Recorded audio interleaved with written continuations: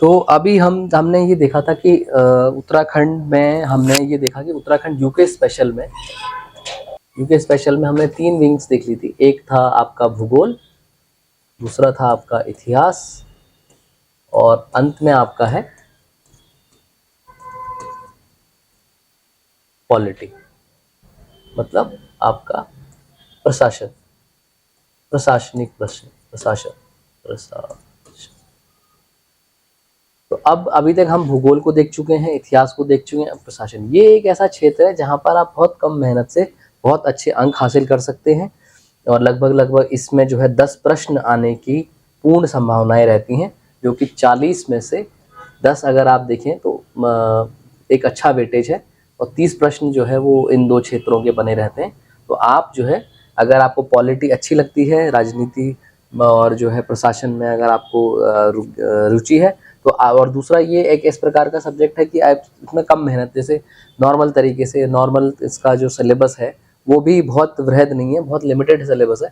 तो इसीलिए जो है आपका इसमें संभावनाएं बढ़ जाती हैं कि आपके प्रश्न, आपके जो MCQs हैं, जो आपके वैकल्पिक जो प्रश्न होंगे वो काफ़ी हद तक सही होने के चांसेस में बढ़ जाते हैं। तो अब हम ये देखते हैं कि प्रशासन संबंधी जो पटवारी का एग्ज़ाम होता है या फिर और कोई वनडे जो वन लाइनर एग्जाम, जो वनडे एग्जाम्स होते हैं, उसमें प्रशासन संबंधी किन किन क्षेत्रों को पढ़कर आप जो है वो जो है मैक्सिमम अंक हासिल कर सकते हैं। अभी अगर आप देखें तो सबसे जो फेवरेट जो एरिया है आयोग का, पॉलिटी का, वो जो है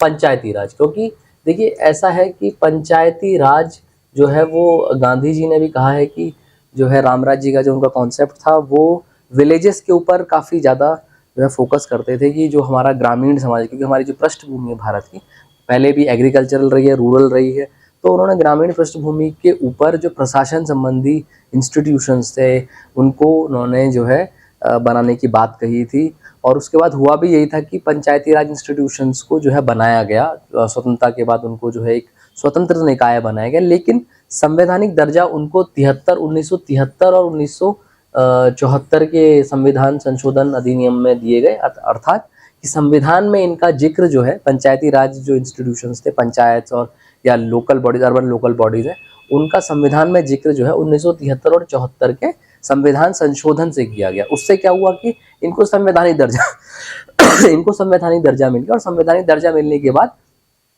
इनके पास एक स्वायत्त अधिकार हो गए। जैसे हमारे पास जो उत्तराखंड लोक सेवा आयोग है वो एक संवैधानिक निकाय है, उसके पास अपने एक स्वायत्त अधिकार है, उसी प्रकार इनके भी अपने स्वायत्त अधिकार हो गए और ये अपना टैक्सेशन, अपना टैक्स कलेक्शन, अपना फाइनेंशियल मैनेजमेंट, ये सारी चीज़ें जो है अपने संवैधानिक अधिकारों के प्रदत्त करने लगी।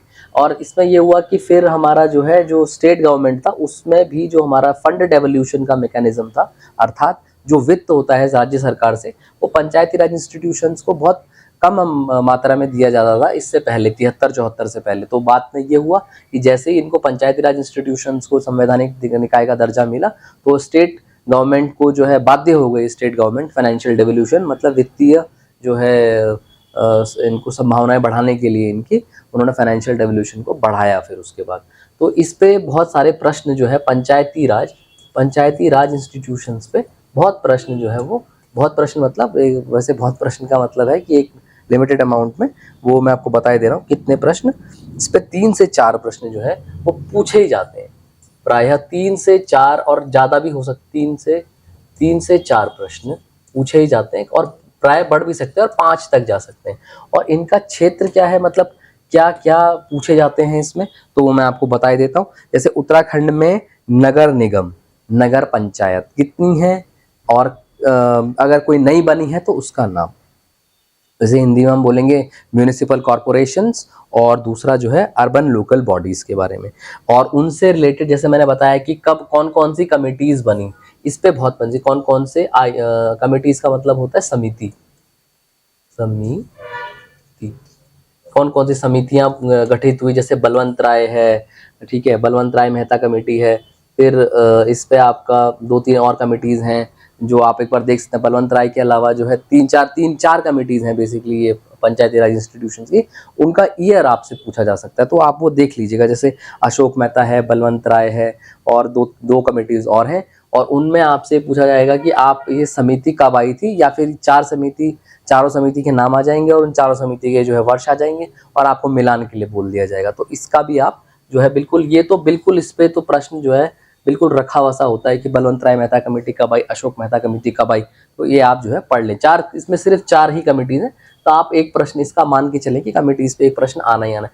दूसरा प्रश्न ये पॉसिबल है कि इनको संवैधानिक निकाय का दर्जा कब दिया गया, 73 74 में दिया गया, किस संविधान संशोधन अधिनियम के तहत, जैसे 1992, सॉरी ये 73 74 है, तो इस पे कौन कौन संविधान संशोधन अधिनियम, कौन कौन से अधिनियम थे, उनके तहत भी आप एक बार देख लीजिएगा, चेक कर लीजिएगा कौन कौन से अधिनियमों के तहत ये दिया। बट ये 73 और 74 में इनको जो है संवैधानिक निकाय का दर्जा दिया गया। फिर आप ये देख सकते हैं कि पंचायती राज दिवस कब मनाया जाता है। सबसे पहले पंचायती राज इंस्टीट्यूशन कहाँ आया, जैसे राजस्थान में पंचायती राज इंस्टीट्यूशन का पहला इंस्टीट्यूशन जो है पंचायती राज का वहीं बना 1955 या 1950 का है, आप एक बार चेक कर लीजिएगा। ये एक प्रश्न जो है आता ही आता है। फिर उसके बाद प्रथम राज्य पंचायती राज अपनाने वाला है, मैंने आपको बता ही दिया कि प्रथम कौन सा राज्य राजस्थान है, और उसमें आप देख लीजिएगा। फिर उसके बाद कौन सा है, या उत्तराखंड कौन से नंबर का है, उत्तराखंड ने कब पंचायती राज इंस्टीट्यूशंस को एक्सेप्ट किया, क्या पंचायती राज अधिनियम का कौन सा अधिनियम के तहत जो है वो यहाँ पर उत्तराखंड में इसको गवर्न किया जाता है, मतलब इसकी जो पंचायती राज इंस्टीट्यूशन की जो बॉडीज़ हैं वो किस प्रकार गवर्न करती हैं, है ना। तो ये इस प्रकार की चीज़ें आप देख लीजिएगा। फिर दूसरा पोर्शन, मतलब 4 से 5, 3 4 5 प्रश्न इस पे आने की पूर्ण संभावना। तो आप समझिए पॉलिटी में आप और कुछ नहीं पढ़ना है, आपको सिर्फ पंचायती राज इंस्टीट्यूशन को पहले नंबर पे रख के इसे कंप्लीट कर लीजिए, 1-2 पन्ने में नोट्स बना लीजिए, आपका काम खत्म हो जाएगा। फिर दूसरा पोर्शन इसमें है वो है, उससे भी 4 से 5 प्रश्न आने की पूर्ण संभावनाएं रहती हैं, जैसे राजस्व एवं नवीन योजनाएं। ये बस इसमें फिर हम देखेंगे कि क्या क्या है, राजस्व एवं नवीन योजनाएं। तो आप ये समझिए कि आपको सिर्फ ये 2 टॉपिक पूरे कर लेते हैं आप, और इनके छोटे छोटे टॉपिक, सब टॉपिक्स जो इसमें मैं बताऊंगा उन्हें पूरा कर लेते हैं, तो आपका कार्य पॉलिटी का बन जाता है कि आप 10 में से 6 से 7 प्रश्न बिल्कुल सही करके आ सकते हैं। नवीन योजनाएं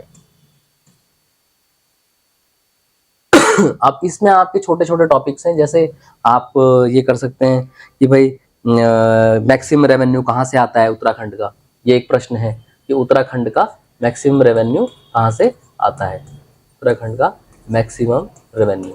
तो आप ये बताइए, चाहे क्या जीएसटी से आता है, क्या एक्साइज ड्यूटी से आता है, या कोई अन्य सोर्स है जहाँ से आता है। तो ये एक प्रश्न बहुत फेवरेट प्रश्न जो है पूछता रहता है, तो एक प्रश्न ये आ सकता है। दूसरा, अभी रिसेंट में जैसे वात्सल्य योजना थी, तो इस पे एक प्रश्न आया है शायद कि सीएम वात्सल्य योजना का में क्या प्रावधान है, उन प्रावधानों पे एक जो है बात हो गई, ये कितना पैसा उसमें जो है उस स्कीम में वात्सल्य योजना जो अनाथ बच्चों के लिए बनाई गई, कितना पैसा है उनके लिए, या कब तक उनकी पढ़ाई को जो है स्टेट गवर्नमेंट स्पॉन्सर करेगी। फिर मुख्यमंत्री स्वरोजगार योजना जो है वो चल रही है, उसमें सीएम जो है वो एम्प्लॉयमेंट स्कीम जो है उसका आप देख सकते हैं उसमें कितना। तो मतलब बेसिकली राजस्व संबंधी योजनाएं जो है, जो नई योजनाएं हैं। अब ओडीटीपी है, जैसे एक स्कीम है ओडीटीपी, है ना, ओडी मतलब ओडीटीपी। अब आप ये मानिए 1 डिस्ट्रिक्ट और 2 प्रोडक्ट, तो ये इसकी पॉसिबिलिटी भी है आने की, लेकिन ये उतनी इंपॉर्टेंट नहीं जितनी राजस्व संबंधी। तो आपको सिर्फ राजस्व संबंधी योजनाएं पढ़नी है। जैसे सीएम वात्सल्य योजना, इसमें आपको देखना पता है कि सरकार का राजस्व जाएगा।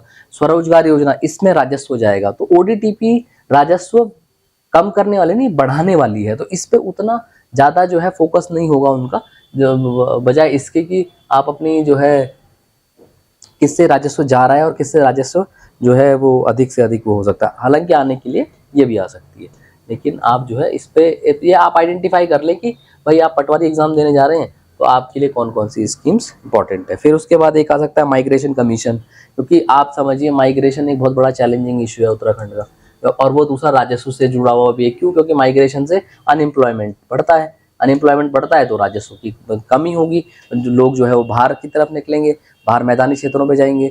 और जो फिर रिवर्स माइग्रेशन का एक कॉन्सेप्ट था, कोविड के टाइम पे लोग वापस आ गए, तब भी राजस्व पे जो है राजस्व घाटा होने लगा क्योंकि रिवर्स माइग्रेशन हो गया। तो ये कॉन्सेप्ट आप पढ़ लें।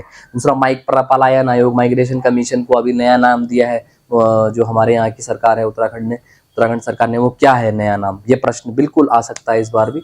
अभी जो रिसेंट में एग्जाम होने वाले हैं उनमें बहुत पॉसिबिलिटी है कि नया नाम उनसे पूछ लिया जाए। दूसरा राइट टू सर्विस एक्ट, ये हम जनरली देखिए क्या होता है, आरटीआई के बारे में तो हम बहुत पढ़ते रहते हैं 2005 वाला, लेकिन एक आरटीई एक अलग है, राइट टू एजुकेशन ये भी अलग है, लेकिन एक राइट टू सर्विस एक्ट है, ये उत्तराखंड में स्पेशली है, आरटीएस। तो जो स्टूडेंट्स हैं उनको आरटीआई और आरटीई का तो पता होता है 2009 वाला, लेकिन आरटीएस का नहीं पता होता। और आरटीएस जो है, अगर मैं गलत नहीं हूँ तो 2011 में आया है, तो आप एक बार चेक भी कर ले। तो राइट टू सर्विस एक्ट जो उत्तराखंड में है उस पर प्रश्न आ सकते हैं, क्योंकि राजस्व सर्विसेज के लिए भी होता है। तो इस प्रकार के प्रश्न बहुत पूछे जाते हैं। दूसरा, आप सीएम मुख्यमंत्री द्वारा लॉन्च किए गए कोई ऐप है, जैसे एक भूकंप संबंधी ऐप है। अब ये भूकंप संबंधी क्यों पढ़ रहे, क्योंकि लैंड रेवेन्यू की बात है, तो लैंड से रिलेटेड जो भी इश्यूज हैं वो भी आपको एड्रेस करने पड़ेंगे। तो एक भूकंप मापी जो है एक ऐप था जिसे आईआईटी रुड़की ने और उत्तराखंड गवर्नमेंट ने बनाया था, और ये देश का पहला ऐप है, मतलब earthquake measurement, earthquake early warning system नामक ये ऐप है, और ये जो है देश का पहला अर्थक्वेक मॉनिटरिंग सिस्टम ऐप है। तो इसको आप देख सकते हैं, है ना। इस प्रकार के प्रश्न पूछते हैं।